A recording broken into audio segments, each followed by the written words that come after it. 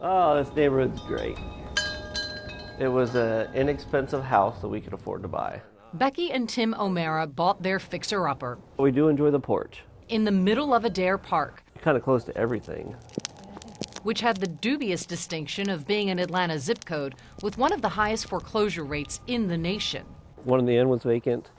This one was basically vacant. They had all the wrong highs: high crime, high rate of home break-ins, kids high on drugs, Oh yeah, all the time. and gangs fighting right outside their front door. It's crazy. Every time I looked across the street, there was some kids were fighting. The O'Maras naively thought they had bought a house. They would come to learn that sometimes a calling comes calling. A neighborhood girl asked to borrow glue for homework.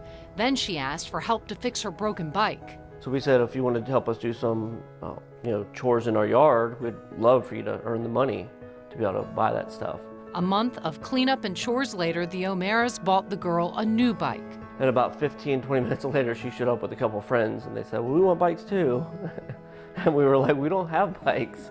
So how this is going to work? But maybe it could work. With donations of used bikes from friends, a movement began, one where hard work led to a two-wheeled payoff. We could have like 10, 15 kids in the driveway fixing their bikes, tightening chains, fixing pedals, flat tires, that kind of thing. Okay, this is something. Something's happening.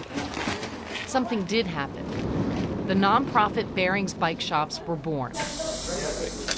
Righty-tighty, lefty-loosey. The kids know, and they start telling other kids, and then they start coming.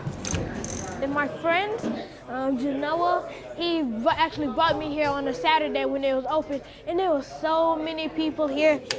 Kids earn their way toward bikes Why don't you help him? by learning to repair them after school.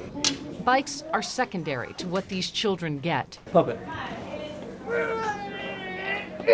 Ownership, pride, responsibility, You want it to drain in there.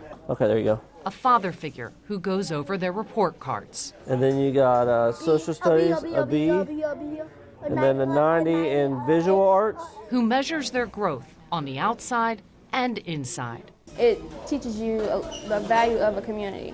Instead of being on the streets, Travanis was here. Pull it back, push it down, and then go. She's now at Georgia State. I'm majoring in business administration, and I want to be an entrepreneur.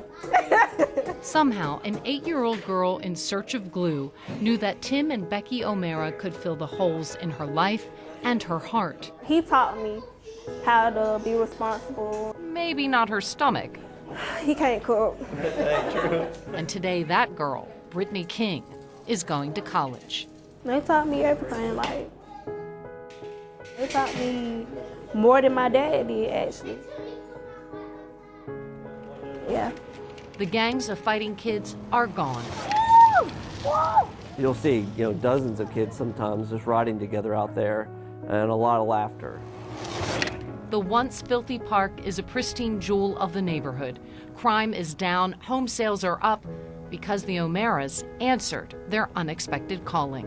I just feel like it was something we just said yes to.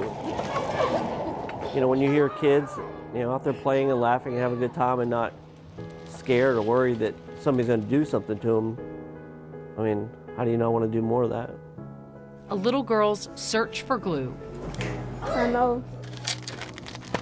now holding a transformed neighborhood together. That just makes you feel like your life has some purpose to it. In Adair Park, Jay Watson, 11 Alive News.